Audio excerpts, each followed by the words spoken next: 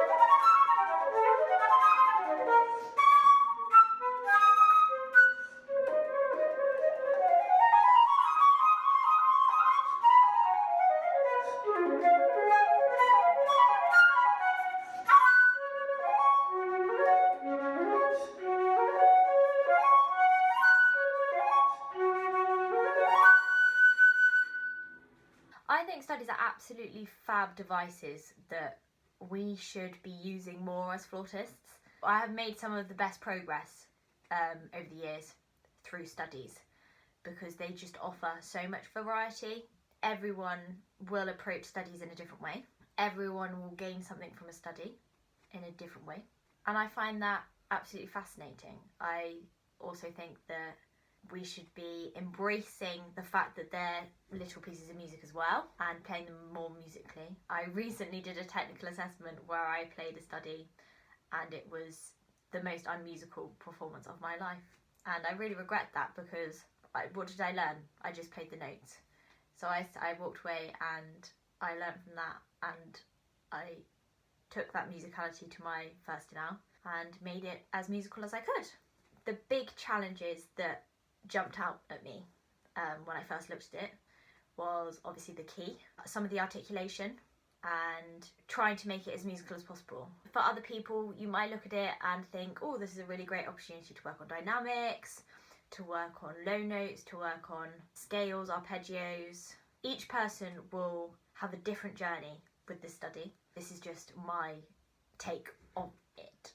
I always think when learning a study you should spend quite a lot of time exploring the key of the study. So this one, obviously there's a lot of sharps, it can be quite confusing. So really getting to know F sharp major, C sharp minor, B major, all of those tricky intervals that might crop up amongst the study.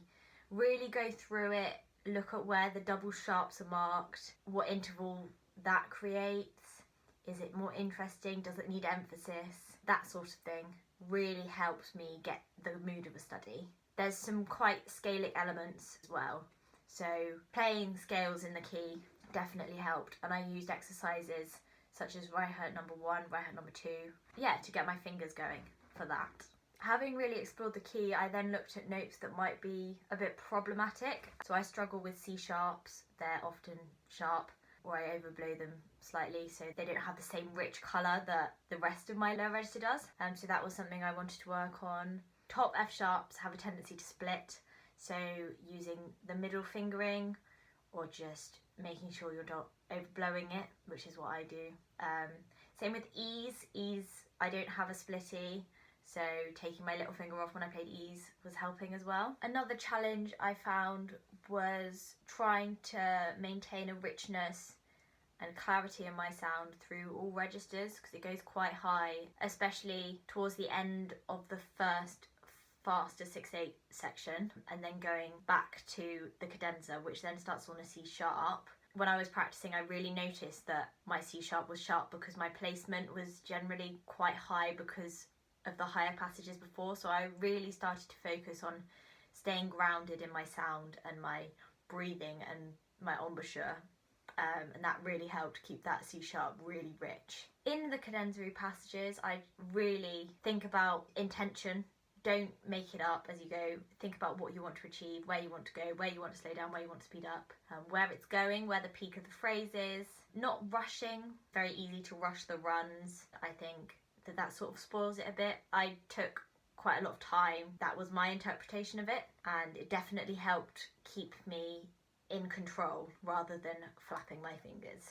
There's some quite large interval leaps on the second page in the con gusto section. It was quite easy to emphasise the top notes and not get out the bottom notes, so I spent quite a lot of time just playing the bottom notes and then using the bottom notes to trampoline or bounce onto the top notes, and I found that really helpful. But it's very important to have an equally full and rich sound for those as well. I also struggled a bit with the tempo of the 6/8 allegretto. The metronome marking is dotted crotchet equals 72, and I found that this was slightly too quick for my single tonguing and slightly too slow for my double tonguing.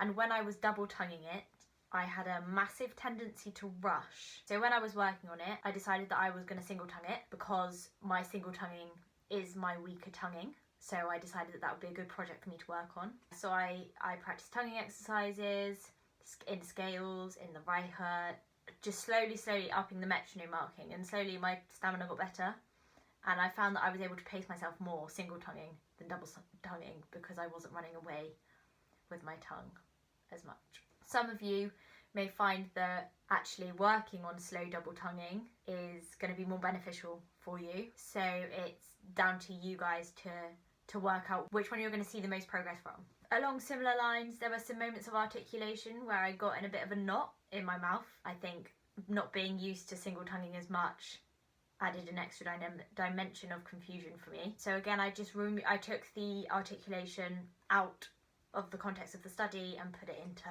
Tafnham and Gobert and those exercises that I was doing on a regular basis in my practice, and definitely saw improvement. I'm talking specifically about the con gusto section with the trills. I also found that taking the trill out helped me with clarity and stuff, because I was just getting in a bit of a muddle with it. It's not very difficult, but my brain wasn't computing the articulation and the trill, so deassembling it really helped. One section at the end where it's repeated C sharp, B sharp, D sharp, B sharp. That is a bit of a fiddly finger combination, and so I just suggest doing that slowly and repeated, and using a metronome to get faster and faster in a controlled manner rather than running away with yourself. The last thing I want to talk about is the repeated diminished arpeggios descending in a sequence on the last page, quite near the end. When I played it through the first time, I noticed that I was getting higher and higher with my placement and blowing as I was going up the arpeggios. So by the time I got to the big interval quaver leap thing afterwards, I couldn't actually make any of the bottom notes sound because I was going up with as I went up, and then as I was coming down, I was still up, so I was just skipping the bottom notes, or if I wasn't skipping them, they weren't coming out in my best sound. I'd suggest really being aware of keeping everything nice and grounded even as you go up, because it's so easy to just blow higher, but you don't need to move as much as you think you do, and just continuing like that. I've drawn an arrow through mine so that I remember. Overall, I really enjoyed learning this study. It challenged my tonguing, it challenged my sound, and although my final product is by no means polished, I'm proud of what I managed to achieve in the time that I was practicing it, and definitely have taken away other things. Because of this study, I've worked on my single tonguing, and my single tonguing is so much better than it was. The same with my placement in my low register. It's taught me how to make a study musical and characterful, because it's fun. It's a fun piece to play. It's not overly difficult, so there's no need to panic about it. Just take your time and enjoy it. Thank you for watching. I hope that was slightly informative. As I said at the beginning, this is obviously my interpretation. You might find that different elements of it are more challenging, but I hope that I was of some use to you.